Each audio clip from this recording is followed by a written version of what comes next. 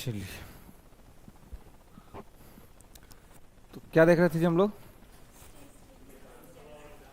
विधानसभा और विधान परिषद की संरचना देख रहे थे ना, स्ट्रक्चर देखना था।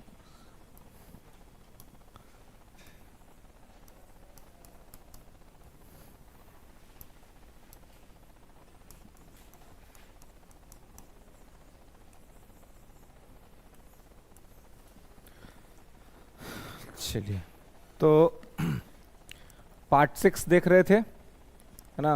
भाग 6 देख रहे थे कॉन्स्टिट्यूशन का, और भाग 6 में हम लोग देख रहे थे स्टेट लेजिस्लेचर। स्टेट एग्जीक्यूटिव देख लिए थे, राज्यपाल, मुख्यमंत्री, मंत्री परिषद, महाधिवक्ता, ये सब देख लिए थे। इसके बाद हम लोग को देखना था राज्य विधायिका, स्टेट लेजिस्लेचर, जिसमें हम लोगों ने आर्टिकल 168, आर्टिकल 169 पे बात कर लिया था, है ना। अनुच्छेद 168 और अनुच्छेद 169 पे हम लोगों ने पर्याप्त बातचीत कर ली थी।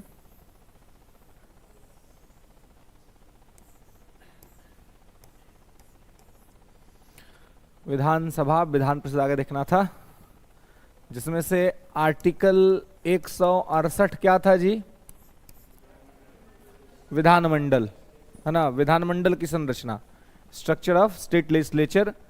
तो उसमें विधानसभा, विधान परिषद और राज्यपाल, इन तीनों को मिला करके क्या बनेगा? राज्य विधानमंडल बनेगा, है ना। इन तीनों को मिला करके राज्य विधानमंडल बनेगा, ठीक है। तो ये चीज यहां पे हम लोग देख लिए थे। उसमें हम लोगों ने बात किया था कि विधान परिषद वर्तमान में केवल 6 राज्यों में है, बाकी राज्यों में नहीं है, ठीक है। तो 6 राज्यों में है, जिसमें बिहार, यूपी, उधर महाराष्ट्र, कर्नाटक, आंध्र प्रदेश, तेलंगाना, ठीक है। बाकी जिस राज्य में विधान परिषद नहीं है, वहां पर विधानमंडल की संरचना है विधानसभा और राज्यपाल। विधानसभा और राज्यपाल को मिलाकर के इसकी ये संरचना बनती है, ठीक है। तो यहाँ पे इसको ध्यान रखेंगे, याद रखेंगे। अब आप देखिए कि इसके बाद हमने देखा था आर्टिकल 169, है ना। तो आर्टिकल 169 क्या था? हाँ, विधान परिषद का गठन, ठीक है, और उसका अंत, है ना, एबोलिशन एंड एस्टेब्लिशमेंट, ठीक है। ये दोनों ही हमने देखा था कि स्थापना और अंत। तो हमने बात किया था कि विधान परिषद किसी राज्य में कैसे बनता है। तो विधान परिषद कैसे बनेगा? तो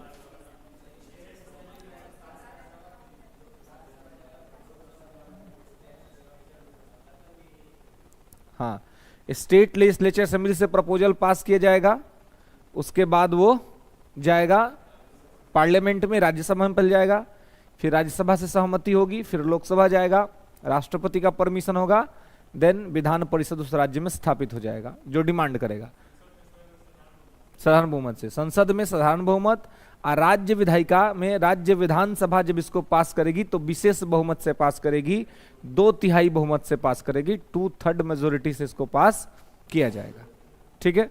तो 2/3 बहुमत से इसको पास किया जाएगा, यहां पे इसको ध्यान रखेंगे, ठीक है। तो यहां तक तो हम लोग देख लिए थे, है ना। यहां तक हम लोग देख लिए थे कि विधान परिषद कैसे बनता है और कैसे खत्म होता है। तो जो प्रोसेस विधान परिषद को बनाने का है, वही प्रोसेस विधान परिषद को हटाने का भी है, खत्म भी करने का है, लगभग लगभग सेम है, ठीक है। जो जिस प्रोसेस से विधान परिषद बनेगा, उसी प्रोसेस से विधान परिषद खत्म भी होगा, ठीक है। तो यही यहां पर व्यवस्था है। इसके बाद हम लोग को आगे देखना है, तो आगे आर्टिकल 170, 170 में विधानसभा है, और आर्टिकल 171 में विधान परिषद है, ठीक है। 170 में विधानसभा और 171 में विधान परिषद। तो विधान परिषद को आपने 169 में भी देखा है, आर्टिकल 169 में भी हमने विधान परिषद के बारे में बात किया था।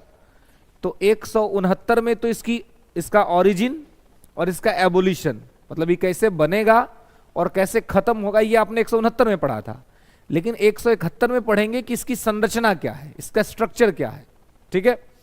और यहां पर विधानसभा है ना, आर्टिकल 170 में विधानसभा, आर्टिकल 171 में विधान परिषद, ठीक है। तो संरचना लिख लिए थे सब लोग, है ना, मतलब आर्टिकल लिखे थे केवल। अब आप देखेंगे कि इसमें वही सारे अंतर आपको देखने को मिलेंगे, लेस एंड मोर, जो अंतर आपको लोकसभा और राज्यसभा में देखने को मिलता था, ठीक है। और लगभग वैसे ही इसकी संरचना जो है वो बनाई गई है, वैसे ही इसका स्ट्रक्चर जो है सो बनाया गया है, ठीक है। तो आइए देखते हैं इसको, ये क्या है और किस तरीके से है।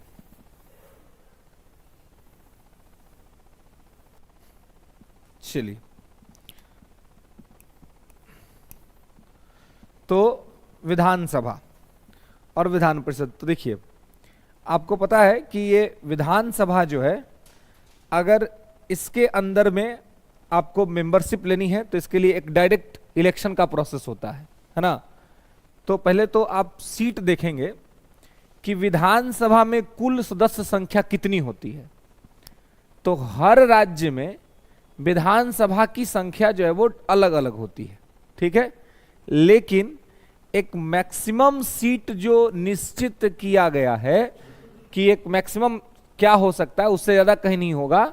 तो किसी राज्य विधानसभा में मैक्सिमम सीट रखा गया है 500 कि 500, मैक्सिमम 500, कि किसी भी राज्य में उसकी विधानसभा में विधायकों की मैक्सिमम संख्या 500 हो सकती है। मतलब इससे ज्यादा नहीं हो सकता है, इससे कम हो सकता है, इससे ज्यादा नहीं हो सकता है। तो ये तो मैक्सिमम नंबर है। इसी प्रकार से एक मिनिमम नंबर भी रखा गया है कि मिनिमम है 60, कि किसी राज्य में विधायकों की संख्या 60 से अधिक नहीं, 60 से कम नहीं हो सकती है, ठीक है। तो 500 से ज्यादा नहीं और 60 से कम नहीं। हालांकि इसके एक्सेप्शन आपको कुछ राज्य दिखेंगे, सिक्किम, गोवा जैसे, है ना, जहां पर 60 से कम विधायक हैं, ठीक है। लेकिन क्योंकि उनकी संख्या कम है, उनकी जनसंख्या कम है, इसलिए तो मैक्सिमम नंबर है 500। किसी राज्य में अधिकतम विधायकों की संख्या कितनी हो सकती है? 500।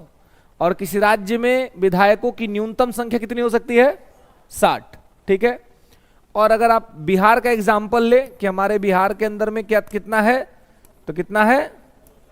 243 सीट है ना। हम लोग के बिहार में विधानसभा का जो सीट है वो 243 है, टोटल सीट 243, यानी कि बिहार में 243 विधायक हो सकते हैं, ठीक है। होते हैं, हो कह सकते हैं, होते हैं। अब देखिए विधान परिषद की संख्या क्या होगी? तो विधान परिषद में नियम यह है कि जिस राज्य में विधान परिषद होगा, अगर बनेगा, तो उस राज्य के विधानसभा के टोटल स्ट्रेंथ का 1/3 होगा। उस राज्य के विधानसभा के टोटल स्ट्रेंथ का 1/3, 1/3, ठीक है। तो ये नोट करके लिख लेंगे कि विधान परिषद की कुल संख्या या विधान परिषद में सदस्यों की कुल संख्या उस राज्य के विधानसभा के कुल सदस्य संख्या का 1/3 होता है।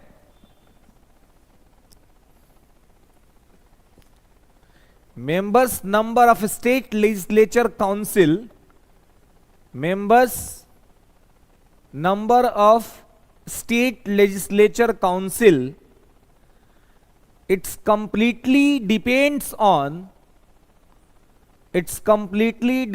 on state legislature assembly total strength. State legislature assembly total strength of 1/3, of 1/3। तो एक तिहाई किसका? तो विधानसभा का। ठीक है, तो ये मैक्सिमम है, ये 1/3 क्या है? तो ये मैक्सिमम है ना, अधिकतम, कि किसी राज्य में अगर विधान परिषद होगा तो उस राज्य के विधानसभा के 1/3 से ज्यादा नहीं होगा, कम हो सकता है, इससे ज्यादा नहीं होगा। तो और यहां पर भी एक मिनिमम नंबर फिक्स है, मैक्सिमम हो गया 1/3 विधानसभा के टोटल का 1/3, और मिनिमम यहां पे नंबर है 40 कि 40 सदस्य तो अगर कहीं पर विधान परिषद है तो कम से कम 40 सदस्य तो होंगे, है ना। अगर कहीं विधान परिषद है तो कम से कम 40 होंगे, अधिकतम उनकी संख्या total strength of state legislature assembly of 1/3। ठीक है, 1/3। तो जैसे कि आप देखते हैं कि बिहार में विधानसभा का टोटल नंबर है 243, तो 243 का 1/3, तो ये मैक्सिमम नंबर है। लेकिन बिहार में विधान परिषद का टोटल नंबर है 75। बिहार विधान परिषद में सदस्यों की जो कुल संख्या वो है 75, लेकिन आप 1/3 कैलकुलेट करेंगे 2/3 का तो वो आपको अधिक आएगा, है ना। तो मैक्सिमम नंबर है ना 1/3, उससे कम तो नहीं सकता है, उससे ज्यादा नहीं होगा। ठीक है, इसलिए अगर पूछा जाए कि टोटल स्ट्रेंथ विधान परिषद कितना होता है, तो मैक्सिमम नंबर जो होता है वो उस राज्य के विधानसभा का 1/3 होता है। क्लियर है? तो इसको ध्यान रखेंगे कि संबंधित राज्य के विधानसभा का 1/3। ठीक है, चलिए, ये तो सीट का बात हो गया पहले कि भाई इतना सीट होता है। ठीक है, सीट में कोई दिक्कत किसी को? मैक्सिमम मिनिमम क्लियर है?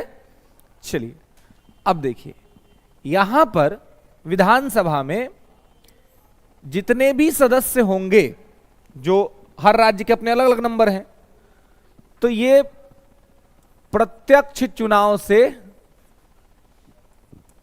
चुने जाते हैं, है ना। इनका क्या होता है? प्रत्यक्ष निर्वाचन होता है, डायरेक्ट इलेक्शन, है ना। विधानसभा के सदस्यों का प्रत्यक्ष निर्वाचन होता है। ठीक है, कैसे होता है? प्रत्यक्ष, डायरेक्ट।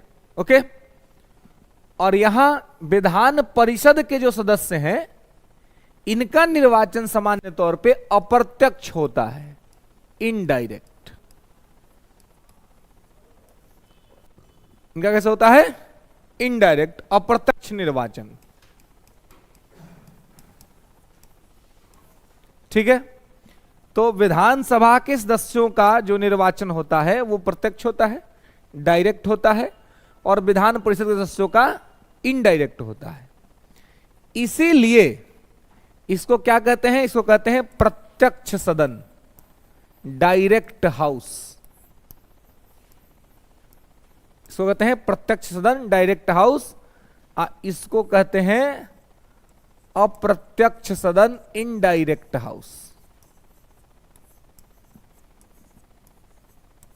अप्रत्यक्ष सदन, इनडायरेक्ट हाउस। ठीक है, एक डायरेक्ट और एक इनडायरेक्ट। तो प्रत्यक्ष निर्वाचन और ये अप्रत्यक्ष निर्वाचन। ठीक है, प्रत्यक्ष सदन और अप्रत्यक्ष सदन। अब आप देखेंगे कि विधान परिषद जो है इसमें अलग अलग कैटेगरी से सदस्यों का निर्वाचन होता है, अलग अलग कैटेगरी से। ठीक है, विधान परिषद में स्थिति ऐसी होती है, इसको समझ लेंगे। विधान परिषद का निर्वाचन, एक शॉर्ट हेडिंग साइड में कहीं बना लेंगे, यहीं पे लिख लेंगे विधान परिषद के सदस्यों का निर्वाचन। Election of the members of state legislature council, election of the member of state legislature council, राज्य विधान परिषद के सदस्यों का निर्वाचन। अब ये कैसे होता है? तो आप देखिए, इसमें एक फॉर्मूला आपको ध्यान रखना है, आराम से आप ये सब याद रखेंगे। एग्जाम में ये पूछा जाता है क्योंकि थोड़ा जटिल है, लेकिन समझ जाएंगे तो बड़ा आसान है। ठीक है, आप देखेंगे कि 1/3 plus 1/3 plus 1/6 plus 1/12 plus 1/12, 1/3 plus 1/3 plus 1/6 plus 1/12 plus 1/12। ठीक है, अब देखिए क्या है। तो जैसा कि अभी हमने आपको कहा कि विधान परिषद का जो टोटल स्ट्रेंथ होता है वो उस राज्य के विधानसभा के टोटल स्ट्रेंथ का 1/3 होता है। ठीक है, तो उस 1/3 में बंटवारा रहता है कि उस 1/3 में किस किस क्षेत्र से कितने कितने सदस्य आएंगे। तो इसका मतलब यह है, ये फॉर्मूला यहां ये लिखने का मतलब है कि आप देखिए कि 5 क्षेत्र हो गए ना, 1 2 3 4 5, यानी कि विधान परिषद में 5 क्षेत्रों से लोगों का चयन किया जाएगा। आप 5 तरह का लोग चयन करेंगे। विधान परिषद में 5 क्षेत्रों से लोग आएंगे, आप 5 अलग अलग क्षेत्र के लोग भी उनके लिए वोट करेंगे। समझ रहे? विधान परिषद में 5 क्षेत्रों से लोग आएंगे, अब 5 अलग अलग लोग उनको वोट करेंगे। क्लियर है? अब आप देखिए किसमें क्या है। तो 1/3 यानी कि किसी राज्य में जो विधान परिषद है उसके 1/3 मेंबर जो हैं वो 1/3 मेंबर को उस राज्य के विधानसभा के सदस्य चुनते हैं। मतलब टोटल जितना नंबर है उस नंबर में से 1/3 लोगों को कौन चुनेगा? समझ में आ रहा ना बात? दिमाग में जा रहा है? इसको थोड़ा और ओपन करते हैं, बिहार को एग्जाम्पल में लेके चलते हैं तो और अच्छे से कनेक्ट कर पाएंगे शायद आप। जैसे कि मान लीजिए कि मान क्या लेना है, बिहार में 75 सीट है ना, बिहार में विधान परिषद में 75 सदस्य हैं। तो 75 में से 1/3 करेंगे तो कितना हो जाएगा? 25 हो जाएगा। तो यानी कि बिहार विधान परिषद के 25 सदस्यों का निर्वाचन बिहार विधानसभा के लोग करेंगे, यानी कि विधायक लोग चुनेंगे। विधान परिषद में जो टोटल नंबर है उसका 1/3, तो बिहार में वो 25 बनता है। 75 अगर टोटल है तो 25 3 75, तो 25 बन गया। तो 25 सदस्यों का निर्वाचन विधानसभा यानी कि विधायक लोग चुनेंगे, 25 लोगों को। क्लियर है? तो 1/3 को विधानसभा चुनती है ना, और बाकी अब और 1/3 यानी कि अब जितना बच गया उसमें से 1/3। ठीक है, तो टोटल का ही तो 75 का 1/3 आपने देख लिया कि विधानसभा के सदस्य चुनते हैं। अब फिर 75 का 1/3 कौन चुनेगा? स्थानीय निकाय के लोग, है ना, रूरल अर्बन एडमिनिस्ट्रेशन, ठीक है, या rural urban government members, rural urban government यानी कि शहरी स्थानीय सरकार के सदस्य, शहरी स्थानीय सरकार के सदस्य, शहरी स्थानीय। शहरी कहने का मतलब है नगर निगम, नगर पंचायत, नगर परिषद। स्थानीय कहने का मतलब है ग्राम पंचायत, पंचायत समिति और जिला परिषद। ठीक है, तो ये लोग जो है अर्बन लोकल बॉडीज के लोग हैं, ये 1/3 को चुनेंगे। तो फिर 1/3 कितना हो गया? 25 हो गया, है ना। तो 25 सदस्यों को चुन दिया विधानसभा के लोगों ने। अब 25 सदस्यों को चुन दिया शहरी स्थानीय स्वशासन के लोगों ने, टोटल हो गए 50 लोग, है ना। 1/6 जो है ये 1/6 का निर्वाचन नहीं होता है, इनका मनोनयन होता है, नॉमिनेशन होता है, नॉमिनेट होते हैं। ये 1/6 मेंबर जो है इनका क्या होता है? इनका होता है मनोनयन, है ना, यानी इनको मनोनीत करते हैं, नॉमिनेट करते हैं। क्लियर है? इनको क्या करते हैं? नॉमिनेट करते हैं। नॉमिनेट कौन करता है? राज्यपाल। यानी बिहार विधान परिषद में टोटल स्ट्रेंथ का 1/6 क्या होगा? मनोनीत होगा। तो 75 का 1/6 कितना हो जाएगा? 12 से 13। सामान्य तौर पे बिहार को उदाहरण मिले तो 13 लोग को बिहार में राज्यपाल मनोनीत करते हैं। ठीक है, तो 1/6 का मनोनयन। अब मनोनयन जो होगा वो होगा कला के क्षेत्र से 8, लिटरेचर से होगा, साहित्य से, विज्ञान से होगा, साइंस से, समाज सेवा से होगा, सोशल सर्विस से, और फिर होगा सहकारिता से।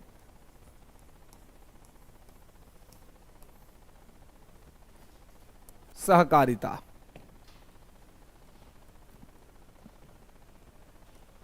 ठीक है,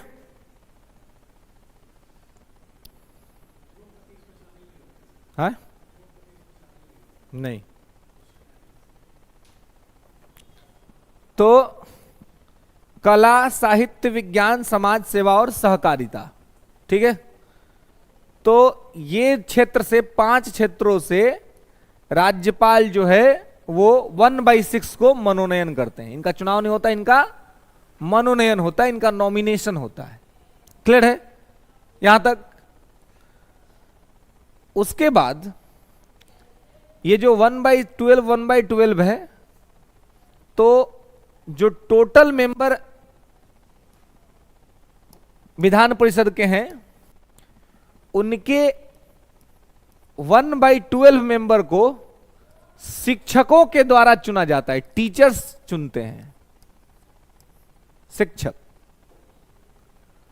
ये 1/12 को विद्यार्थी चुनते हैं, स्टूडेंट। ठीक है, 1/12 को टीचर और 1/12 को कौन? विद्यार्थी। ठीक है, स्टूडेंट। तो अब आप देखेंगे कि अगर बिहार को एग्जाम्पल में लेकर के चले तो 75 है तो कितना हो जाएगा? 6 या 7 मान सकते हैं। ठीक है, 6 मान रखा जाता है यहां पे समान तौर पे। तो 6 चुन देगा कौन? शिक्षक लोग। आज 6 को चुन देगा कौन? विद्यार्थी लोग। ठीक है, क्लियर है? तो ये अलग अलग क्षेत्र से विधान परिषद के सदस्य जो है सो निर्वाचित किए जाते हैं। ठीक है, 5 क्षेत्रों से लोग इसमें आते हैं और 5 क्षेत्रों के लोग इनको जो है सो इलेक्ट करते हैं। हाँ, government, only for government teachers. ठीक है, सरकारी स्कूलों के शिक्षक हैं वही यहां पे वोट जो है सो करते हैं। ठीक है, तो यहां पे इसको ध्यान रखेंगे। ठीक है, तो समझ रहे हैं कि कैसे होता है यहां पर इलेक्शन? आपको ध्यान रखना है 1/3 प्लस 1/6 प्लस 1/12 प्लस 1/12 तो एकदम सेम है। 1/3 1/3 1/12 1/12 और एक अलग है, सेपरेट है 1/6। तो 1/6 जो सेपरेट है वो गवर्नर नॉमिनेट करेगा। 1/3 1/3 ये तो सेम है, तो 1/3 विधायक कर देंगे, 1/3 स्थानीय शासन के लोग कर देंगे, 1/12 शिक्षक कर देंगे, 1/12 विद्यार्थी कर देंगे। 1/6 जो बच गया वो राज्यपाल मनोनीत कर देगा। टोटल का विधान परिषद में जो टोटल का स्ट्रेंथ होगा हर राज्य में अलग अलग होगा ये। अब यूपी के विधान परिषद में 100 सदस्य होते हैं, तो 100 का 1/3, 100 का 1/3, फिर 100 का 1/6, फिर 100 का 1/12, 100 का 1/12, है ना। तो इस प्रकार से इनका निर्वाचन किया जाता है। अलग अलग क्षेत्रों से लोग आते हैं, इनका निर्वाचन करते हैं। क्लियर है? कहा नहीं आएगा? पंचायती राज क्यों नहीं आएगा? मैंने जब बोल रहा था तो मैंने पंचायती राज का भी नाम लिया था कि पंचायत आएगा, पंचायत समिति आएगा, जिला परिषद आएगा। नहीं सुने थे आप? हाँ? तो यहां पे इसको जब शहरी और स्थानीय लिख दिया, स्थानीय मतलब एकदम ग्रासरूट लेवल पर, ग्रासरूट लेवल बोले तो तृणमूल स्तर पर, ये और मुश्किल हो गया, तृणमूल स्तर, हाँ?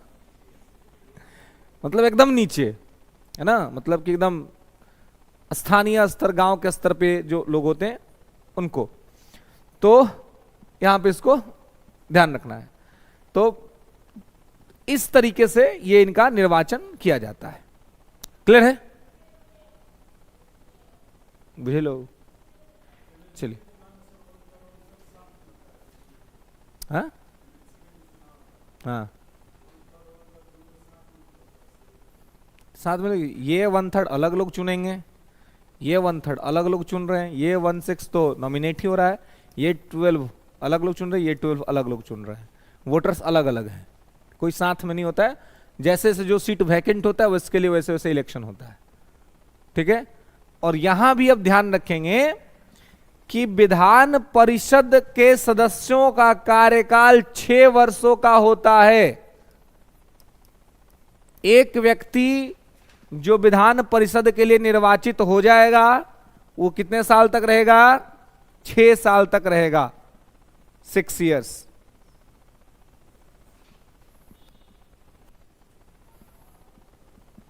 ठीक है? तो 6 वर्षों तक वैसे स्टूडेंट जो ग्रेजुएट कर चुके हैं अपनी यूनिवर्सिटी से और 3 साल हो चुका उनके ग्रेजुएशन किए हुए, ठीक है, तो वो चाहेंगे तो वो इस वोटर लिस्ट में अपना नाम ऐड करा सकते हैं और वोट दे सकते हैं। तो 6 वर्ष का कार्यकाल होगा और इसके भी टोटल स्ट्रेंथ के 1/3 लोग प्रत्येक 2 वर्ष पर रिटायर कर जाएंगे, है ना। 1/3 मेंबर प्रत्येक 2 वर्ष पर रिटायर करेंगे। जितने लोग रिटायर करेंगे उनका 2 वर्ष पे चुनाव भी हो जाएगा। तो विधान परिषद में 2 वर्ष पर 1/3 सदस्य रिटायर हो जाते हैं और फिर 1/3 का निर्वाचन हो जाता है। ठीक है? 1/3 रिटायर्ड करेंगे और फिर 1/3 ज्वाइन कर लेंगे। क्लियर है? तो यहां पे इसको ध्यान रखिएगा कि 1/3 रिटायर्ड करेंगे फिर 1/3 ज्वाइन कर लेंगे। ठीक है? चलिए, हाँ, 2/3 बीच में हुआ था, 1/3 मैंने बाद में बताया था क्या आपको कि 1/3 ही अब प्रेजेंट में चल रहा है। ठीक है? 1/3 ही चल रहा है। ठीक है? तो टोटल स्ट्रेंथ का 1/3 प्रत्येक 2 वर्ष पर रिटायर्ड करेगा। अब फिर उतना ही जितना लोग रिटायर्ड करेगा उतना लोग का चयन भी हो जाएगा। ठीक है? तो इसीलिए यह भी वैक्यूम नहीं होता है, माने अचानक से विधान परिषद खाली नहीं होता है। विधान परिषद में हमेशा कुछ ना कुछ लोग रहते हैं। विधानसभा अचानक से खाली हो जाता है ना, क्योंकि विधानसभा में एक ही साथ कार्यकाल खत्म हो जाता है सबका 5 वर्ष पे, तो फिर चुनाव कराना पड़ता है। सब बिहार में होगा नेक्स्ट ईयर, है ना। तो ऐसी स्थिति है। तो यहां पर ये वैक्यूम नहीं होता है क्योंकि यहां पे कुछ ना कुछ लोग हमेशा रहते हैं, ये वैक्यूम हो जाता है। हाँ, ये बिल्कुल उनका, चूंकि वोटिंग्स, अब देखिए एमएलए यहां पर उन्हीं के तो ज्यादा होंगे ना, एमएलए को भी वोट करने हैं, तो संभवतया उनकी संख्या अधिक रहती है। ठीक है? लेकिन बाकी और क्षेत्र तो अलग अलग लोग वोट कर रहे हैं, तो उसमें जिसको जितना वोट आ जाए। लेकिन 1/3 जो विधानसभा के चुनने हैं, तो सीधी सी बात है कि विधानसभा में सत्ता पार्टी के पास नंबर ज्यादा होगा। और मैंने पहले भी आपको बताया था कि देखिए हमारे बिहार के जो मुख्यमंत्री हैं नीतीश जी, तो जब मैंने मुख्यमंत्री बढ़ा था तो आपको बताया था कि मुख्यमंत्री या कोई भी मंत्री बनने के लिए आपको जरूरी है कि आप विधानसभा अथवा विधान परिषद के सदस्य हों। तो नीतीश जी 2005 से मुख्यमंत्री हैं, लेकिन कभी भी आपने नहीं सुना होगा कि ये विधानसभा का चुनाव लड़े हैं। नहीं लड़ते हैं विधानसभा का चुनाव, लेकिन मुख्यमंत्री रहते हैं। इसलिए रहते हैं क्योंकि विधान परिषद से इनकी सदस्यता मिल जाती है। तो ये विधायक सबके लिए प्रचार करते हैं चुनाव में। जब इनकी सरकार, इनका विधायक जीत जाता है सब, तो कहने कि भाई तुम लोग के तो हाथ में तो 25 आदमी को चुनना ही है, मतलब 1/3 तो तुम लोग चुनोगे, उसमें से हमको चुन दो। ये सब आराम से उनको चुन देता है, तो आराम से बैकडोर से नीतीश जी जीत जाते हैं, अब मुख्यमंत्री रह जाते हैं। जब से मुख्यमंत्री हैं नीतीश जी, अभी तक के डायरेक्ट इलेक्शन में गए ही नहीं। हाँ, उससे पहले गए हैं, उससे पहले सांसद चुने जाते थे। केंद्र सरकार में रेलवे मिनिस्ट्री थी इनके पास। अटल जी जब देश के प्राइम मिनिस्टर थे, तब नीतीश कुमार देश के रेल मिनिस्टर थे, है ना। अभी देखिए नया कैबिनेट बनके तैयार हो गया है, मतलब नई सरकार है, नया मंत्रिमंडल है। लेकिन बिहार के साथ जो टीवी पे जो एक न्यूज चल रहा था, सब मीडिया सब, इस सबको कुछ पता होता नहीं है। अलबल न्यूज दिखाता है 4 कैबिनेट, 3 कैबिनेट, मोदी जी 2 को दे के संट कर दिए, बोले 2 ये वो चलाओ, 2 कैबिनेट दिए। उसमें भी सब चला रहा था, रेलवे मांग रहे हैं, ई मांग रहे हैं, वो मांग रहे हैं, देवे नहीं किया, दे दिए। मत्स्य दे दिए, ललन सिंह को बोला मत्स्य ले लीजिए, मछली पालन कीजिए, आप मछली खिलाइए बढ़िया से, है ना। मत्स्य पालन डिपार्टमेंट उनको मिला हुआ है। चिराग को खेल मंत्रालय, है ना, उड़ियन तो उड़ता। तो मतलब एक बेहतर डिपार्टमेंट जो होना चाहिए बिहार को लेकर के, वो बिहार के तो किसी लोगों को नहीं मिला है ना। वो उनकी अपनी पुरानी वाली जो कैबिनेट रही है जो महत्वपूर्ण, वो सारे विभाग उन्होंने अपने पास ही रखे हुए हैं, है ना। हाँ, वित्त मंत्री फिर से निर्मला सीतारमण को ही बना दिए। ऐसा लगता है कि वित्त मंत्री का इनके पास अकाल है, मतलब अच्छा इकोनॉमिस्ट है नहीं सरकार के अंदर में। किसको बनाया? अरुण जेटली जी के जाते ही इनके पास एक फेमिन आ गया, एक अकाल आ गया, और उससे निपट नहीं पा रहे हैं, है ना। अरुण जेटली जी तो अच्छे वित्त मंत्री थे, लेकिन उनका निधन हो गया। उसके बाद कोई बेहतर वित्त मंत्री उस तरीके का, हाँ, अब जैसे कि अश्विनी वैष्णव बहुत नॉलेजेबल पर्सन है, तो अच्छा सा रेलवे दे दिए उनको कि भाई फिर से रेलवे संभालिए, फिर से 2-4-10 और वंदे भारत चलाइए, है ना। और साथ में आईटी भी दे दिए, है ना, इंफॉर्मेशन टेक्नोलॉजी। तो कहने का मतलब है कि फाइनेंस मिनिस्टर का तमाम इतना सारा शिकायत होने के बावजूद भी फाइनेंस मिनिस्टर नहीं बदले। तो इनके यही है कि भाई समझना पड़ेगा कि किस तरीके से वित्त को दिए। जब आप कह रहे हैं कि आपको विश्व की तीसरी बड़ी अर्थव्यवस्था बनना है, तो वित्त मंत्री भी बेहतर होना चाहिए जो कि ठीक तरीके से भारत की स्थितियों को संयोजित करे। खैर, तो रेहान अहमद, चूंकि Bihar Agra based state food safety department. चलिए, तो यहां पर जो है इसको ध्यान रखना है कि आपको विधान परिषद में जो सदस्यों का कार्यकाल होता है वो 6 वर्ष का होता है। आप प्रत्येक 2 वर्ष पे 1/3 रिटायर्ड करते हैं और 1/3 ज्वाइन कर लेते हैं। क्लियर है? तो इसमें कोई दिक्कत, कोई समस्या नहीं। यहां जो देखिए, जो भी इनडायरेक्ट इलेक्शन होता है वो सब होता है सिंगल वोट ट्रांसफरेबल सिस्टम, है ना, विथ प्रोपोर्शनल रिप्रेजेंटेशन। ठीक है, तो यहां पर भी ओपन बैलेट, सीक्रेट बैलेट राष्ट्रपति का होता है। ठीक है, यहां ओपन बैलेट रहता है, सीक्रेट बैलेट केवल राष्ट्रपति के लिए यूज किया जाता है। ठीक है, हाँ हाँ हाँ,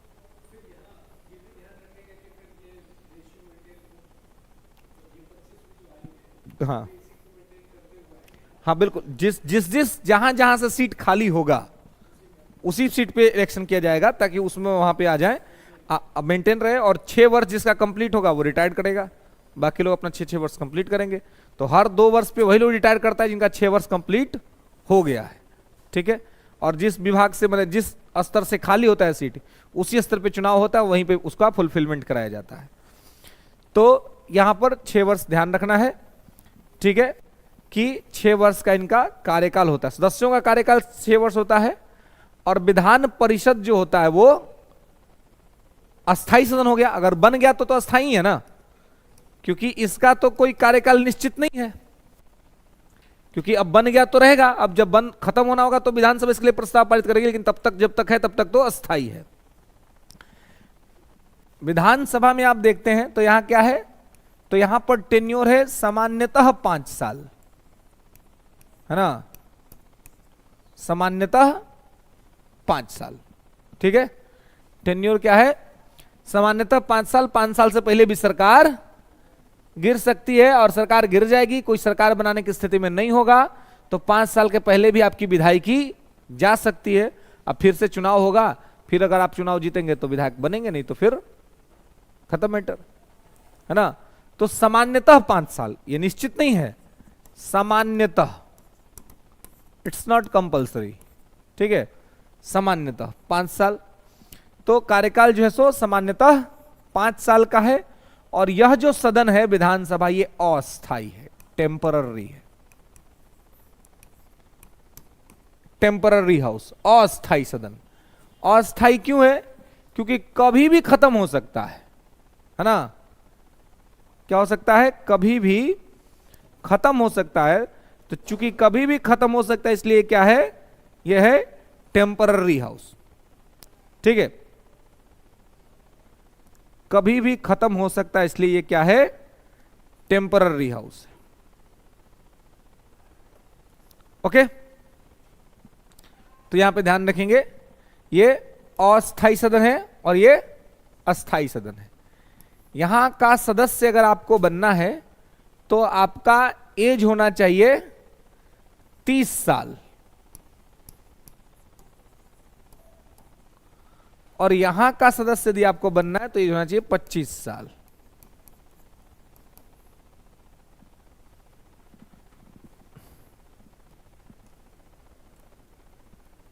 ठीक है, तो यहां विधान परिषद में बनना है तो एज हो कितना, 30 साल। अब विधानसभा में बनना है तो एज हो कितना, 25 साल, ठीक है। और इसी वजह से विधानसभा को कहा जाता है यहां पर भी युवाओं का सदन, हाउस ऑफ यूथ्स। विधानसभा क्या कहते हैं, हाउस ऑफ यूथ्स।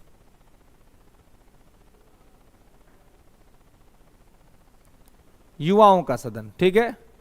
और यहां विधान परिषद को 30 साल में क्या कहते हैं, हाउस ऑफ ओल्ड एज, वृद्धों का सदन। बताइए 30 साल में बूढ़ा,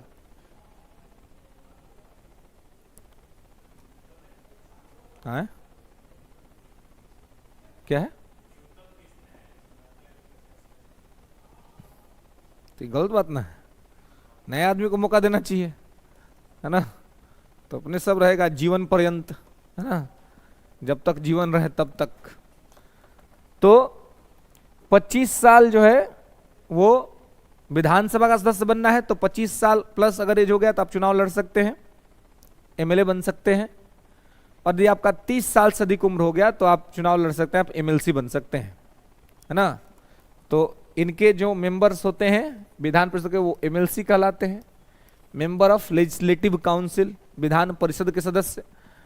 ये विधानसभा वाले कहलाते हैं MLA, member of legislative assembly, विधानसभा के सदस्य, है ना।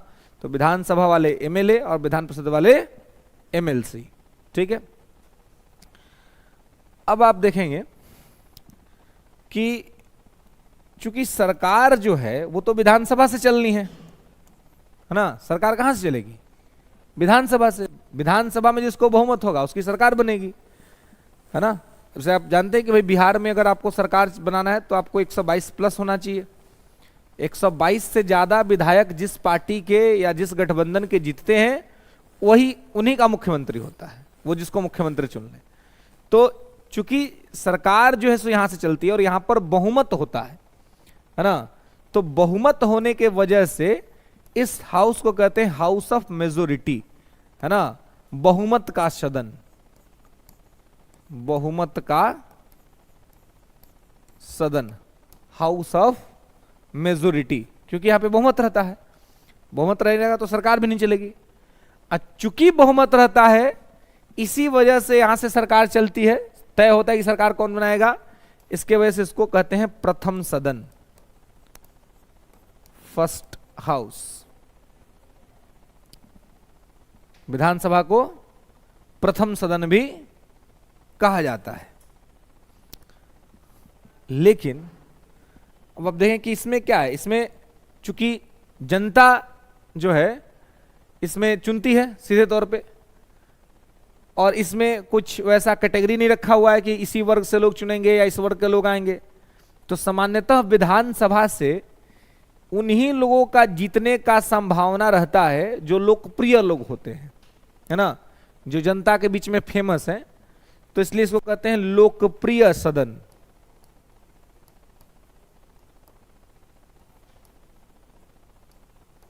क्या कहते हैं? लोकप्रिय सदन। ठीक है, तो इसको लोकप्रिय सदन भी कहा जाता है ना, कल्याणकारी सदन भी कहा जाता है, वेलफेयर हाउस। तो लोकप्रिय सदन होता है क्योंकि जनता के द्वारा चुना जाता है। तो जनता में जो लोग लोकप्रिय होगा, जनता जिसको मानेगी वही चुना जाएगा। तो इसलिए यहां पर कोई एजुकेशन का वैसा फिक्स बैकग्राउंड नहीं रहता है। ठीक है, इसीलिए इसको अशिक्षितों का सदन भी कह दिया जाता है बहुत बार, कि यह जो है ये क्या है, अशिक्षितों का सदन है ना, हाउस ऑफ इलिटरेट्स। ठीक है, अशिक्षितों का सदन। बहुत बार अनपढ़ आदमी सब भी देखेगा कि आप बन जाता है इसमें, क्योंकि भले पढ़ा लिखा है चाहे नहीं है, जनता के बीच में लोकप्रिय बस जीत जाएगा। ऐसा बहुत सारा उदाहरण आप देखे होंगे अपनी नजर के सामने कि पढ़ाई लिखाई यही सही है, बोलेगा तो अलबले बोलेगा, है ना, लेकिन विधानसभा में बैठल है। क्यों? क्योंकि लोकप्रिय है, अपने क्षेत्र में लोकप्रिय है, लोग उसको मानते हैं। तो इसलिए विधानसभा में लोकप्रिय लोग जीत जाते हैं, भले योग्यता हो या ना हो, है ना। अब आप अपने गांव से आके यहाँ पे पढ़ रहे हैं, आपको ज्यादा नॉलेज है, प्रैक्टिकल काम करने का मौका मिलेगा तो आप ज्यादा अच्छा कर पाइएगा, आपके पास आइडिया ज्यादा होगा। लेकिन अगर गांव में कोनो वार्ड का चुनाव हो ना, आप खड़ा हो जाइएगा तो आपको एक वोट नहीं मिलेगा, जवान जब्त हो जाएगा।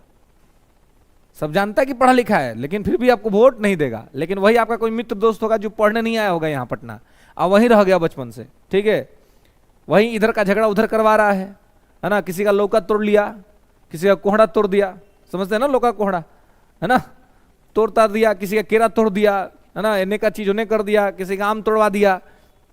ये सब झगड़ा वगड़ा करवाने वाला काम करता है, फिर भी उसको सब वोट दे देगा और जीत जाएगा, लेकिन आपको नहीं देगा। क्यों? उसको लगेगा कि यार तो चल जाएगा, कहीं हो सकता है जीतेगा, चल जाएगा फिर पटना, तो हमारा साथ कौन रहेगा? ये भले अनपढ़ है चाहे जो है, भले चोरी करवाता है करता है, लेकिन हमारा साथ कोई दुख सुख होगा तो यही रहेगा हमारे साथ। तो लोकप्रिय है, वहां पर योग्यता भले नहीं है लेकिन लोकप्रियता है। तो विधानसभा अथवा लोकसभा में आप देखेंगे कि लोकप्रिय लोग जीत जाते हैं, भले उनके पास योग्यता हो या ना हो। इसीलिए संविधान सभा ने एक दूसरा सदन का कंसेप्ट दिया कि एक दूसरा सदन भी होना चाहिए, कि लोकप्रिय लोग तो आ जाएंगे डायरेक्ट जनता के बीच से, लेकिन वैसे लोग जो बहुत योग्य हैं, शासन प्रशासन में उनकी योग्यता की अनिवार्यता है, वो लोग नहीं होंगे तो प्रशासन ठीक से काम नहीं कर पाएगा। तो ऐसे लोग को शासन में लेके आइए जिनका क्या हो, तो शासन में भागीदारी हो। तो इसलिए हुआ कि इसके लिए दूसरा सदन, केंद्र में राज्यसभा बना और राज्य में विधान परिषद की बात की गई कि जो लोकप्रिय लोग जनता के बीच से नहीं जीत पाएंगे, लेकिन उनके पास शिक्षा, उनके पास योग्यता है, तो उनकी योग्यता का लाभ उठाने के लिए हम एक हाउस बना देते हैं, जिस हाउस से इनडायरेक्टली उनको लाया जाएगा, उनको मिनिस्टर बना दिया जाएगा और उनकी योग्यता का लाभ उठाया जाएगा। ठीक है, तो इसलिए इस कंसेप्ट पर दूसरा सदन चलता है सामान्य तौर पे। तो यहां पर बहुमत का कोई मैटर होता नहीं है, यहां पर आपको बहुमत हो या ना हो, इससे सरकार पर कोई असर नहीं पड़ता है। इसलिए इसको कहते हैं द्वितीय सदन, सेकेंड हाउस। इसके अलावे चूंकि शिक्षित लोगों को लेने का है, तो इसलिए इसको कहते हैं शिक्षितों का सदन, कि भाई ये क्या है, तो शिक्षितों का सदन है, हाउस ऑफ एजुकेटेड्स, शिक्षितों का सदन ना। तो यहां पर आप इसको ध्यान रखेंगे, द्वितीय सदन, शिक्षितों का सदन। तो अब देखिए, तो सेकेंड हाउस भी है और शिक्षितों का सदन भी है, हाउस ऑफ एजुकेटेड्स है, ठीक है। और यहां पर चूंकि शिक्षित लोग हैं इसलिए इसको उच्च सदन भी कहा जाता है, अपर हाउस, ठीक है। यहां सब अपना आ जाता है उठ सुट के कहीं से भी, तो यह है लोअर हाउस, निम्न सदन,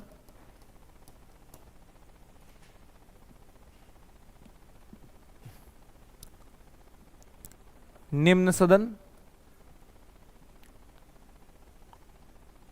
ठीक है। और ये क्या है, उच्च सदन, ठीक है। तो विधान परिषद में सामान्य तौर पे लोकप्रियता से कोई खास मतलब होता नहीं है कि आप लोकप्रिय हैं अथवा नहीं है, है ना। यहां पे आप देखेंगे तो लोकप्रियता से कोई खास मतलब नहीं रहता है, योग्यता यहां पर बहुत इंपॉर्टेंट होता है कि योग्यता है कि नहीं, है ना, एलिजिबिलिटी है कि नहीं। एलिजिबिलिटी जो है वो मोस्ट इंपॉर्टेंट थिंग्स यहां पर होता है कि सबसे ज्यादा इंपॉर्टेंट जो चीज है वो एलिजिबिलिटी है, ठीक है। तो एलिजिबिलिटी क्या है और किस तरीके से है, तो यहां पे आपको ध्यान रखना है कि किसी भी क्षेत्र के अंदर में अगर आप योग्य हैं, आपने अच्छा काम किया है, तो ऐसी स्थिति में सरकार आपको यहां पे लाती है ताकि आपको इधर से ला करके मंत्री बनाया जा सके और मंत्री बना करके आपकी योग्यता का लाभ लिया जा सके, ठीक है। तो इसलिए दूसरे हाउस के अंदर में यहां पे ये चीजें होती हैं, ठीक है। तो यहां पे ध्यान रखेंगे कि ये उच्च सदन है, चूंकि बैकडोर से एंट्री होती है और साथ में लोग जो है सो योग्य होते हैं, पढ़े लिखे होते हैं, इसलिए यहां पे इसको लाया जाता है। आगे आप देखेंगे कि विधान परिषद, ये नोट करके लिख लेंगे कि विधान परिषद का अस्तित्व, विधान परिषद का अस्तित्व तो विधानसभा के इच्छा पर निर्भर करता है। विधान परिषद का अस्तित्व तो विधानसभा के इच्छा पर निर्भर करता है, लेकिन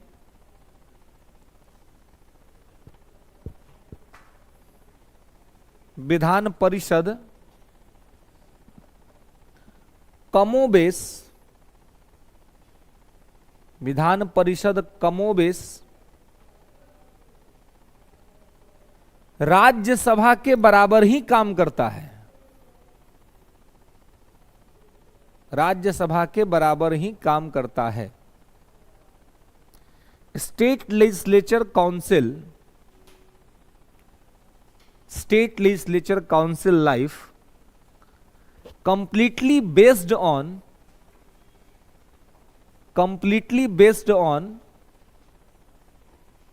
state legislature assembly desire, completely based on state legislature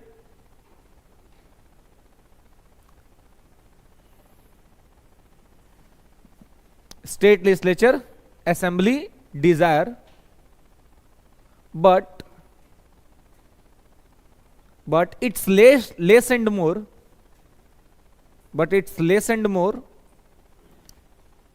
equivalent, less and more equivalent to the Rajya Sabha,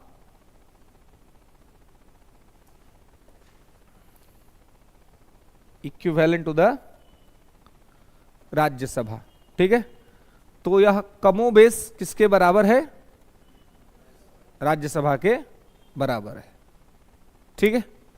तो यहां पे इसको ध्यान रखेंगे कि क्या है और किस तरीके से, ठीक है। तो ये सारी चीजें जो आप यहां पे इस साइड में या उधर देख रहे हैं, जो अंतर है दोनों सदनों के में, दोनों हाउसेज में, ये आप आगे आर्टिकल्स में ही इस प्रकार से ये मेंशन है, ठीक है। लेकिन यहां पे उतने आर्टिकल्स आपको इंपॉर्टेंट नहीं है, केंद्र सरकार में जो भूमिका संसद की है, कमोबेश वही भूमिका राज्य में विधानमंडल की है, जिसमें विधानसभा और विधान परिषद है। वहां जैसे लोकसभा है, यहां वैसे विधानसभा है, वहां जैसे राज्यसभा है, यहां वैसे विधान परिषद है। ठीक है, लेकिन हां, राज्यसभा ज्यादा शक्तिशाली है तुलनात्मक विधान परिषद के। लोकसभा चाह के भी विधान परिषद को खत्म नहीं कर सकती, राज्यसभा को खत्म नहीं कर सकती, लेकिन विधानसभा यदि चाह देगी तो विधान परिषद को खत्म कर सकती है। तो जब किसी का जीवन ही अपने नियंत्रण से परे हो जाए तो उसको क्या आप ताकतवर मान सकते हैं? नहीं मान सकते। आदमी किसी की गुलामी कब स्वीकार करता है? जब खुद कमजोर होता है। तो जो कमजोर है उससे क्या आप निष्पक्षता का उम्मीद कर सकते हैं? नहीं कर सकते, क्योंकि वो अपने मालिक के प्रति समर्पित होगा ना, जो भी उसका मालिक उसके प्रति समर्पित होगा। तो राज्यसभा में कि राज्यसभा, आप देखिए कि बहुत बार लोकसभा को चैलेंज पेश करता है, लेकिन विधान परिषद विधानसभा को चैलेंज पेश कर ही नहीं सकता। काम लगभग ये वही करता है जो राज्यसभा वहां करती है, लेकिन शक्तियों के मामले में आप देखेंगे तो राज्यसभा राज्य में विधान परिषद की तुलना में काफी ज्यादा ताकतवर है। राज्यसभा को तो बहुत सारा प्रायोरिटीज भी मिला हुआ है कि राज्यों से संबंधित कोई विधेयक होगा तो पहले राज्यसभा आएगा, अखिल भारतीय सेवा से संबंधित कोई विधेयक होगा तो पहले राज्यसभा आएगा,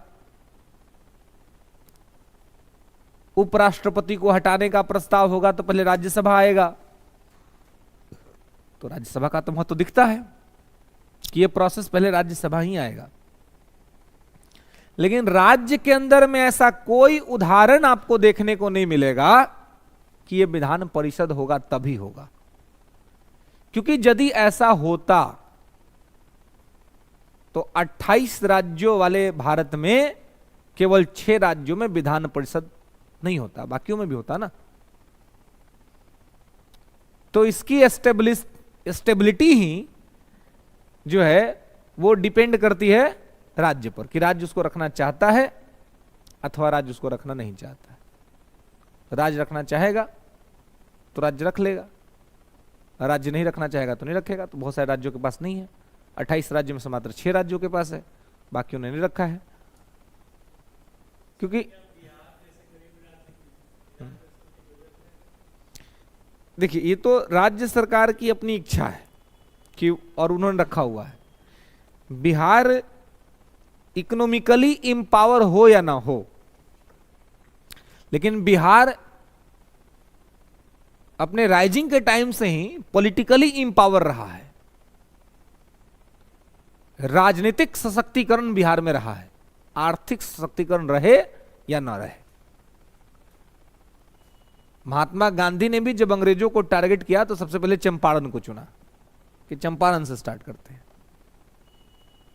हमने विश्व को गणतंत्र का पाठ पढ़ाया तो वैशाली से पढ़ाया, जो बिहार में है।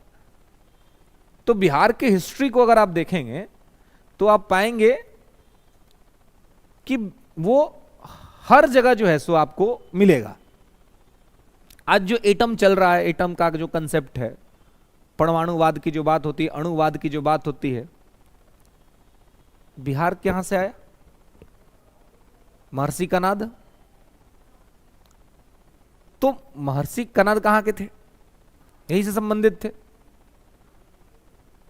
उन्होंने अपना दर्शन दिया, सांख्य दर्शन, और दर्शन के अंदर में उन्होंने इसका कंसेप्ट दिया।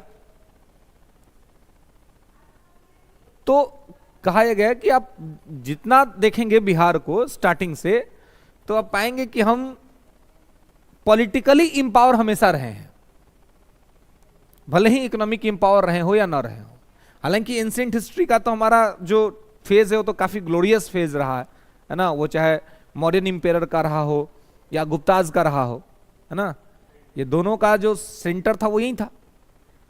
यही दो थे जिनके समय में बिहार ने अपने गौरव को हासिल किया था।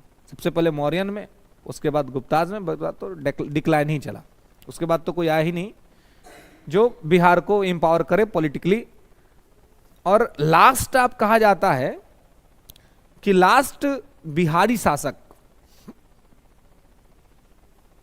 जिसने दिल्ली को कंट्रोल में लिया, मतलब आप equivalent of the prime minister, इतना पॉलिटिकल एम्पावर होने के बावजूद, आजादी के इतने साल निकल जाने के बावजूद बिहार ने अभी तक कोई प्रधानमंत्री नहीं दिया, अभी तक हमने कोई प्राइम मिनिस्टर नहीं दिया, हमारे यहां से कोई प्राइम मिनिस्टर नहीं हुआ। लेकिन राष्ट्रपति दिया हमने, राजेंद्र प्रसाद, लेकिन प्राइम मिनिस्टर हम आज तक नहीं दे पाए। ये तो मौका क्या है, नहीं तो जिस बनेगा तो देखा जाएगा, फिलहाल तो ऐसा दिख नहीं रहा दूर दूर तक, है ना। नहीं, कहां मौका मिला है, नहीं अगर जाने से भी इनके क्या हो जाएगा, जाने से बंद थोड़ी ना जाएंगे, है ना। मैथमेटिक्स तो पूरा हो नहीं रहा, वहां जो लोग हैं अगर वहां ये चले भी जाते हैं, अब तो चंद्रबाबू नायडू ही चले जाते हैं तो भी सरकार नहीं गिरेगी, क्योंकि एनडीओ 300 क्रॉस कर गई, और अभी पार्टी इनके जो सब हैं वो सब लगे हुए हैं प्रोसेस में कि कितना जल्दी एनडीओ को 350 पार करा देते हैं, है ना, कि एकदम 5 साल का हमारा जो है वो कंफर्म हो जाए टेन्योर, है ना। तो ये लोग अपना लगे हुए हैं काम पर, इनको तो पता है कि हम जिनके साथ हैं।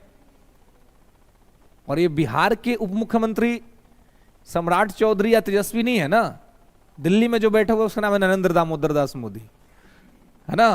वो 10 साल प्राइम मिनिस्टर रह चुका है वो आदमी, है ना, अब 15 साल गुजरात चला चुका है। तो इस बार नीतीश जी का पाला किसी और आदमी के साथ है ना, इस बार एक मैच्योर पॉलिटिशियन के साथ पावर है। यहां पे क्या होता है, तेजस्वी है तो अभी तो सीख रहे हैं ना पॉलिटिक्स, अगर लालू जी थोड़े अपने उस रुतबे में होते हैं, जब वो आज से 10 साल 15 साल पहले हुआ करते थे, तो मजाल थी ऐसा होता उनके साथ, नहीं होता। अभी तो लालू जी की भी है कि चलो भाई डिपेंडेबिलिटी है, चलो किसी माध्यम से सत्ता आ जाए अपने पास, है ना, 17 महीना ही सही उप मुख्यमंत्री तो रहे, उधर 2 ही साल तो सही सत्ता में तो रहे, ये सत्ता में तो रहने का कोई स्कोप ही नजर नहीं आ रहा था, बहुत दिन से सूखा पड़ा हुआ था। तो कुछ ही दिन के लिए नीतीश जी के इधर आ जाने से अगर हरियाली आती है तो कोई क्यों ना लिया जाए, है ना, तो ले लेते हैं। इधर इनकी भी वही दशा है, दशा क्या दुर्दशा है बीजेपी वालों की बिहार के अंदर में, इनको चाहिए ही नीतीश जी। बिहार में तो दोनों को चाहिए नीतीश कुमार, बिहार के पॉलिटिक्स में दोनों को चाहिए, क्योंकि दोनों में से अकेले कोई बना ही नहीं पाएगा सरकार। लेकिन वहां पर मैथमेटिक्स अलग है, वहां पर व्यक्ति अलग है, एक्सपीरियंस अलग है। नहीं तो अगर जो एक कयास लगाया जा रहा था कि प्राइम मिनिस्टर दबाव में होंगे, लेकिन मंत्रिमंडल के विस्तार में तो कोई दबाव दिखा ही नहीं। अगर दबाव होता तो जरूर अच्छे अच्छे मिनिस्ट्री इनको दिए जाते ताकि खुश रहें, खुश रखने का काम किया जाता। लेकिन मंत्रिमंडल के बंटवारे में, विभागों के बंटवारे में यह कहीं नहीं दिखा कि प्राइम मिनिस्टर डरे हुए हैं या सहमे हुए हैं कि पता नहीं गठबंधन की सरकार है, अच्छा मंत्रालय नहीं दिए तो अलायंस टूट जाएगा, ऐसा अभी तक तो नहीं दिख रहा है। बाकी तो गठबंधन की सरकार है तो संसद तो पूरे 5 साल तक रहेगा, गठबंधन की सरकारों में तो हर दिन लगता है कि गिर जाएगी, है ना, लेकिन संशय तो रहेगा। लेकिन डिसीजंस जो लिए जा रहे हैं, जो कैबिनेट बैठक में जो किया गया, जो कंसेप्ट निकल कर आया था कि गठबंधन के साथियों को 4-4 कैबिनेट मिलेगा, वो नहीं हुआ, ना 3 मिला ना 4, 3 मिला चंद्रबाबू नायडू को क्योंकि उनके 16 सांसद हैं, 2 ही मिला जेडीयू को। तो इसमें जो दिख रहा है वो दिख रहा है कि वो अपने हिसाब से ही चीजों को करने का काम कर रहे हैं। अब हाँ, अब ये देखना है कि ये सब कर पाने में कितने दिन तक सफल रह पाते हैं। क्या ये गठबंधन की सरकार को 5 साल तक चला ले जाएंगे, या फिर बीच में उठा पटक होगा, अविश्वास प्रस्ताव लाया जाएगा, है ना, अविश्वास प्रस्ताव पे टेंशन बढ़ेगा कि कहीं अचानक से इधर के लोग उधर न चल जाए, नॉन कॉन्फिडेंशियल मोशन में तो कुछ भी हो सकता है। तो इस तरह की स्थिति रहेगी। लेकिन अब जो इनको मिला था कि भाई आप आ जाइए बन जाइए, तो ये बना देना और बन जाना इतना आसान तो नहीं है, तो नीतीश जी भी जानते हैं, क्योंकि ये बिहार वाली बात है नहीं, वहां पर उनके 234 ही जीते हैं। अगर इनके चंद्रा बाबू के 16 इनके 12 ये दोनों मिला के भी चले जाते हैं एक साथ, तो भी उनकी सरकार नहीं बन पा रही, क्योंकि 34 में 28 जोड़ेंगे तो 72 कहां आता है, नहीं आता है, तो दिक्कत होगी। तो इसलिए इनको भी पता है कि और उधर जाने के बाद भी तो अस्थायित्व तो बना रहेगा ना, तो इसलिए है कि चलो इधर रहे तो कम से कम अपना इमेज को थोड़ा सुरक्षित करें, और बार बार इंश्योर कर रहे हैं कि इस बार हम इधर ही हैं, है ना, इस बार हम कहीं जा नहीं रहे हैं। तो फिलहाल भी तो अभी मतलब दूर दूर तक ऐसा दिख नहीं रहा कि बिहार से कोई प्रधानमंत्री का एक प्रबल दावेदार है, अभी तक तो नहीं दिख रहा। आगे भविष्य में तो कोई नहीं जानता क्या होगा।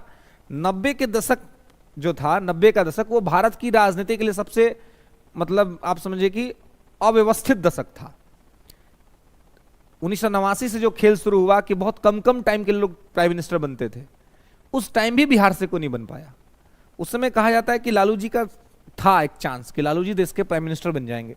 जब एच.डी. देवगौड़ा बने थे, एच.डी. देवगौड़ा जब देश के प्राइम मिनिस्टर बने तो उस समय कहा जाता है कि चांस था लालू जी का बनने का, लेकिन तब तक चारा वाला मैटर जो है सो खुल गया, इनको हो गया जेल, तो चारा घोटाला में जेल हो गया। तो फिर चांस बना मुलायम सिंह यादव का प्राइम मिनिस्टर बनने का, लेकिन लालू जी ने कहा कि नहीं, बड़का नेता हम ही हैं, तो प्राइम मिनिस्टर इधर से कोई यादव बनेगा तो हम बनेंगे, दूसरा कोई नहीं। तो मुलायम सिंह जी का भी पत्ता गोल कर दिए। तो बोले किसको बनाया जाएगा, लेकिन दक्षिण से बना दो एच.डी. देवगौड़ा को, बात खत्म करो। तो कर्नाटक से एच.डी. देवगौड़ा को बना दिया गया। फिर कुछ समय के लिए आई.के. गुजराल बने, लेकिन उस दौर में भी बिहार से कोई नहीं बन पाया। और अभी तो मोदी जी सीट रिजर्व करके रखे हुए हैं, है ना। आगे जो प्राइम मिनिस्ट्रियल बात हो रही है उधर से, तो वो राहुल गांधी की हो रही है कि भाई उधर से होंगे तो राहुल गांधी कहीं कैंडिडेट बनेंगे। तो नीतीश जी का नाम आया जरूर था, शुरू से आया था, अभी भी कहा जा रहा है कि भाई इनको ऑफर किया जा गया था, लेकिन किया गया था तो नीतीश जी को नंबर तो देखेंगे ना कि नंबर पूरा हो रहा है कि नहीं, 272 का आंकड़ा पार हो रहा है कि नहीं। लेकिन इंडिया अलायंस 272 का आंकड़ा पार ही नहीं कर पा रहा है।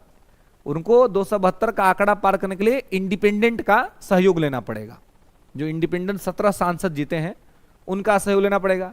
तो उस 17 में से भी 7 ने स्पष्ट रूप से कह दिया कि मैं एनडीए के साथ हूं, तो 7 तो आ गए, इधर बच गए। और तो अब जो 10 बच गए, तो 10 में 2 तो कंफर्म है कि उनके ही साथ रहेंगे, पूर्णिया से पप्पू यादव और नगीना से चंद्रशेखर। ये 2 तो क्लियर है कि उन्हीं के साथ रहेंगे, वो इधर आएंगे नहीं। बच गए 8। तो अब दोनों ही तरफ के लोग प्रयास करेंगे कि ये 8 किधर जाते हैं, किधर आते हैं। तो ये 8 अगर फिलहाल इंडिया गठबंधन में चले भी जाते हैं नीतीश जी और चंद्रबाबू नायडू के साथ, तब भी सरकार नहीं बन पा रही है हाल। तो अब एक संभावना यह तलाशा जा सकता है कि अगर नीतीश जी जाएंगे, अगर चंद्रबाबू जाएंगे, तो क्या ये अकेले जाएंगे या किसी को लेके भी जाएंगे अपने साथ साथ। चिराग को कहेंगे कि चलो तुम भी चलो मेरे साथ, तुम कहां रुके हुए हो, है ना। चंद्रबाबू कहेंगे वो पवन कल्याण जो है कि भाई पवन चलो हमारे साथ चलो, हम तो हमारी आदमी हो। तो अगर चिराग गए तो 5 और गया, पवन कल्याण गए तो 2 और गया। ऐसे में जीतन मांझी हमेशा कहते हैं कि जब नीतीश जी रहेंगे हम उधरे रहेंगे, तो वो गए तो एक वो भी गया। तो अब ये डिपेंड करता है कि नीतीश जी अगर जाएंगे तो कितने लोग को लेके जाएंगे, चंद्रबाबू जाएंगे तो कितने लोग को लेके जाएंगे। अगर ये लोग अच्छे खासे लोग को लेके चले गए तब तो इनकी सरकार जानी निश्चित हो जाएगी। लेकिन अब यही है कि लोग व्यवस्थित को छोड़ के अव्यवस्थित की तरफ जाएंगे, ये उनके कॉमन सेंस पर डिपेंड करता है कि वो क्या सोचते हैं, है ना। कि आप निश्चित जो आपके हाथ में है उसको छोड़ करके क्या आप अनिश्चित को पकड़ने जाइएगा, या जो अनिश्चित है उसके लिए प्रयास करेंगे लेकिन निश्चित को तो अपने हाथ में थामे रखेंगे कि भाई निश्चित जब तक है तब तक तो निश्चित है, आपके हाथ का है। और फिलहाल नीतीश जी का फोकस बिहार विधानसभा चुनाव पे है अगले साल के लिए, है ना, कि चलो फिर एक बार मुख्यमंत्री ही बनते हैं, क्या दिक्कत है। सेंट्रल में कैबिनेट मिनिस्टर जाके बनने से अच्छा कि राज्य मुख्यमंत्री बन के रहे, एक राज्य के मालिक बन के रहे, और वो उनका अच्छा खासा एक्सपीरियंस है।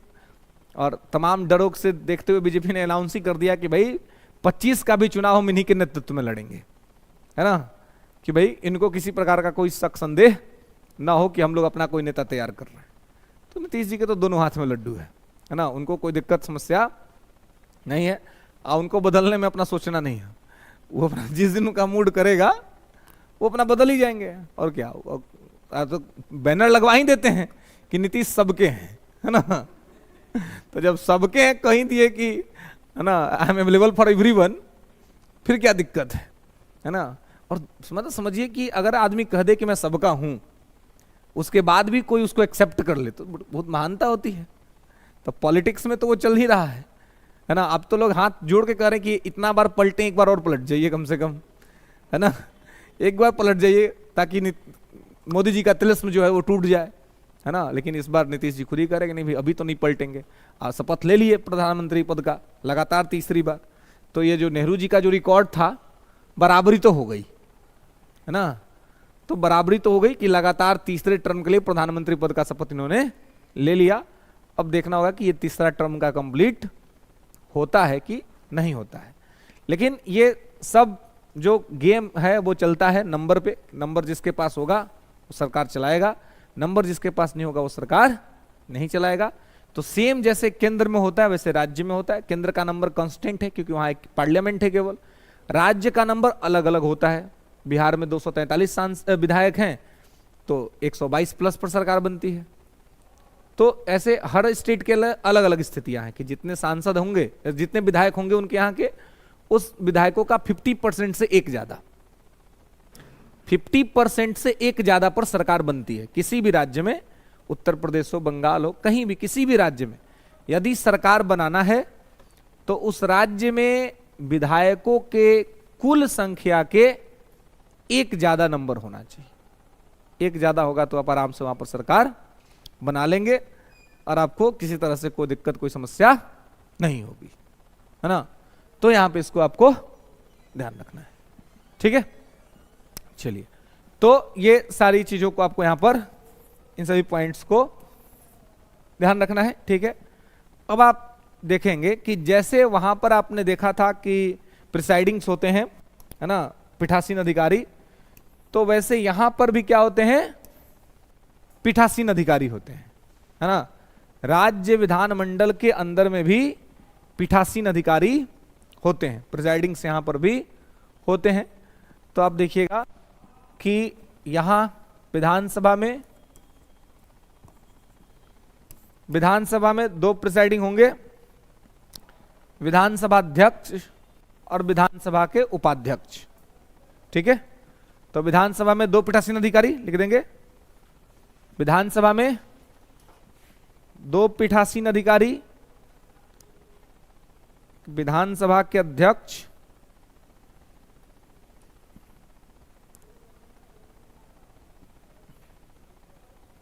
और दूसरा विधानसभा के उपाध्यक्ष। तो इधर होते हैं अध्यक्ष,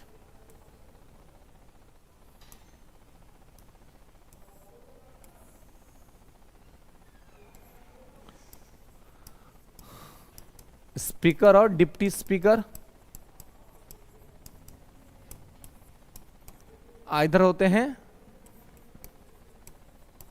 सभापति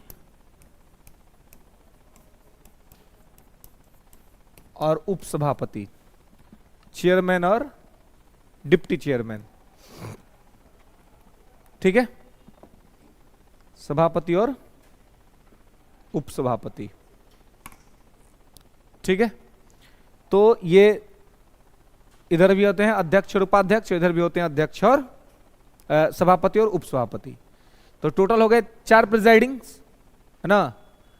तो देखिए, पीठासीन अधिकारियों का जो काम आपने लोकसभा में देखा था अध्यक्ष उपाध्यक्ष का, वही काम यहां विधानसभा में अध्यक्ष और उपाध्यक्ष का है। जो आपने वहां सभापति उपसभापति को देखा था वो यहां भी सभापति उपसभापति का है। अब चूंकि राज्य में उपराष्ट्रपति जैसा कोई पद नहीं है, ना ही उपराज्यपाल जैसा कोई पद है, इसलिए यहां पर विधान परिषद के जो सभापति होते हैं, तो विधान परिषद के सभापति का जो चुनाव होता है वो अलग से किया जाता है ना। अलग से किया जाता है मतलब कि कोई पहले से निर्वाचित व्यक्ति तो है नहीं, तो यहीं से। अब वह राज्यसभा में क्या होता है, सभापति का चुनाव नहीं होता है क्योंकि उपराष्ट्रपति ऑलरेडी है ना, पदेन सभापति होगा। ये कितने नंबर आर्टिकल में लिखा हुआ है,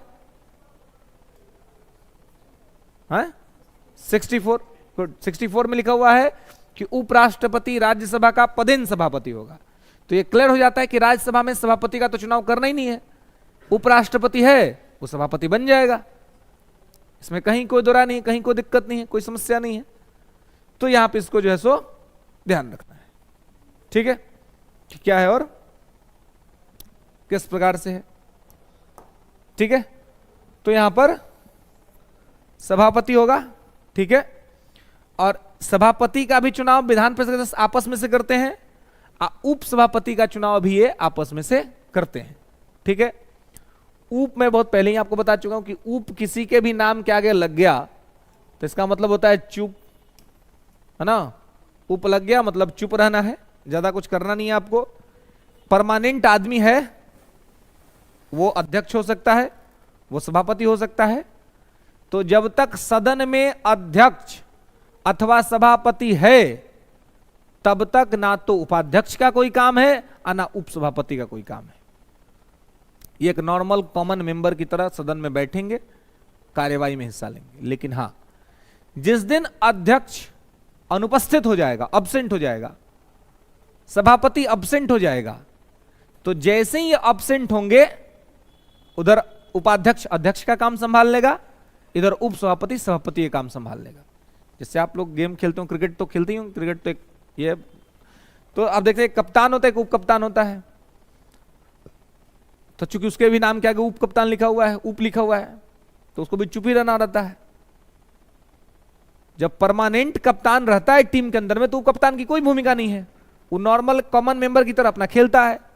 लेकिन अचानक से अगर कप्तान को चोट लग गया, घायल हो गया, या ये अनाउंसमेंट हुआ कि कप्तान किन्हीं कारणों से अगला मैच नहीं खेल रहा है, तो अब कप्तान नहीं खेलेगा, यानी कि कप्तान अब्सेंट हो गया, तो अब कप्तानी कौन करेगा? उप कप्तान। जैसे ही उप कप्तान कप्तानी करेगा तब उस समय उसके नाम के आगे से उप हट जाएगा, क्योंकि तब वो कप्तान है। तब कोई कहेंगे कि आज के मैच में ये आदमी कप्तानी कर रहा है, ये नहीं कहेगा कि उप कप्तानी कर रहा है, कप्तानी कर रहा है, कैप्टनशिप कर रहा है। तो ये एक प्रकार से जिसके भी नाम के आगे उप लगा होता है ना, ये एक प्रकार से आप कहें तो टेम्पररी पोस्ट है।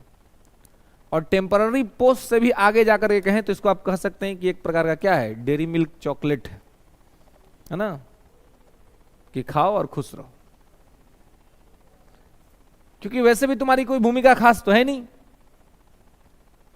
अब अगर आप समझिए कि उप मुख्यमंत्रियों के पास अगर बहुत पावर होता तो ये लोग नीतीश जी को बदलने से रोक नहीं लेते क्या?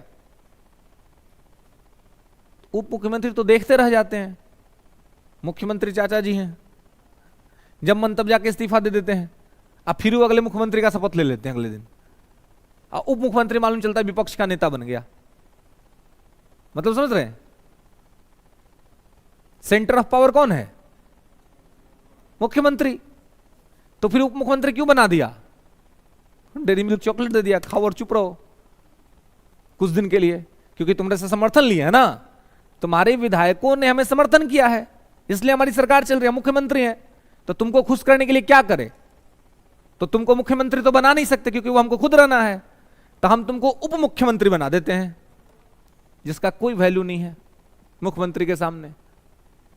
मुख्यमंत्री इस्तीफा आज अगर दे दे फिर नीतीश जी, तो ये जो सम्राट चौधरी और विजय कुमार चौधरी लोग जो घूम रहे हैं उप मुख्यमंत्री का तमगा लेकर के, आज ही नाम के आगे से हट जाएगा।